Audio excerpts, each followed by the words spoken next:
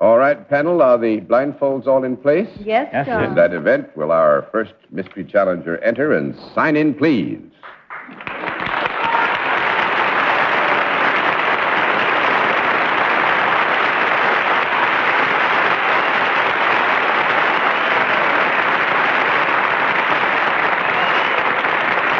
All right. Panel, I think we can tell you that our guest is salaried and deals in the service, and I think we ought to begin the general questioning with Dorothy Kilgallen. Well, does your name appear in the newspapers frequently? Sometimes. I would say yes, and let me do something that I left out here. I forgot to let the folks at home and those in the audience know exactly what our guest's line is.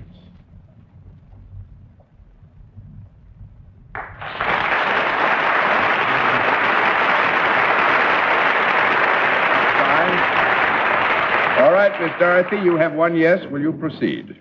Would we recognize you because your face is familiar rather than because you are wearing a distinctive uniform? Yes. Do you work for a non-profit-making organization? No. That's one down and 9 to go. Mr. Lawrence? Would your name appear in the sports section of a newspaper? Sometimes.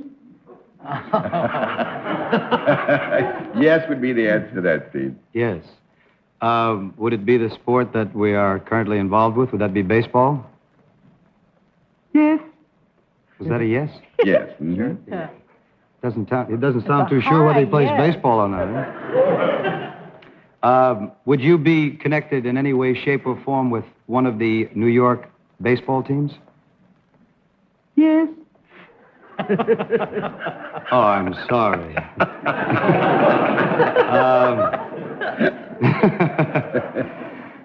Would you be connected with the team that currently occupies the Shea Stadium here in New York? No. Ooh, no. That's 2 down and 8 to go, Miss Francis.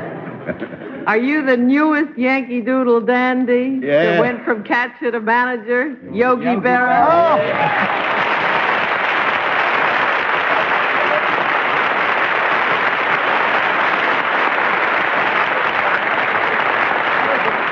Worst disguise I ever heard. And actually, Bennett, we thought we'd do much better with it because Yogi's lovely bride is with him tonight, and we were talking just before the program about what Yogi could do to disguise his voice, and it appears that he does this on the telephone a great deal, and it fools people when he does it on the phone. He pick up the phone at home, and he says, hello. They take off. The newest Yankee Doodle dandy is right. The boys won today. Yeah, we squeak one out today, John. Get him in habits. Well, I just hope it keeps on going. It's a good habit to get into. I don't know. Since you became a manager, you've just gotten a whole new serious approach to life, haven't you? Well, yes, a lot of them ask me. A lot of them ask me, how it's going to be. Well, with all the fellas I played with, and I keep telling them, I says it's a good thing I know all the fellas. I'd rather manage a club that I know all the fellas on than I would going with a club that I wouldn't know all the fellas. Yeah.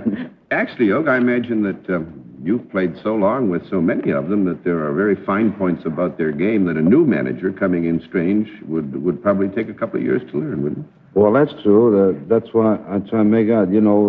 They told me after I signed with the Yankees I had a chance to manage Boston or Baltimore, but I wouldn't know all their players like I know my players, And I haven't found any trouble. I've been enjoying it so far, John. I really have. Well, Yogi, I'd like to ask you one question, Yogi. What would you do if you woke up tomorrow morning after a terrible night and found out you were the manager of the Mets instead of the Yankees? Well, I don't know yet.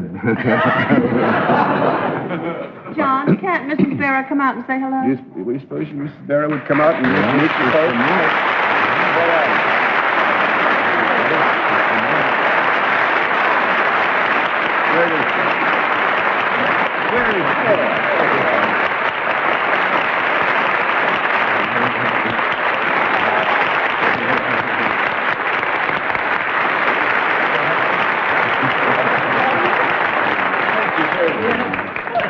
lovely of you to come in and see us. Well, the there real we are, manager Yogi. of the Yankees come in and sign in, please. Yeah, the real manager of the Yankees come in. Well, Yogi, you know we all wish you the greatest season that baseball has ever known. And I don't want to embarrass you, but I think one reason why it's likely to happen is that everybody who plays with you or is now playing for you wants you to have a big first year just as much as you want to yourself. Thanks a lot for being Thank you, our Dan. guests and for being a Yankee Doodle dandy. Wonderful to have you.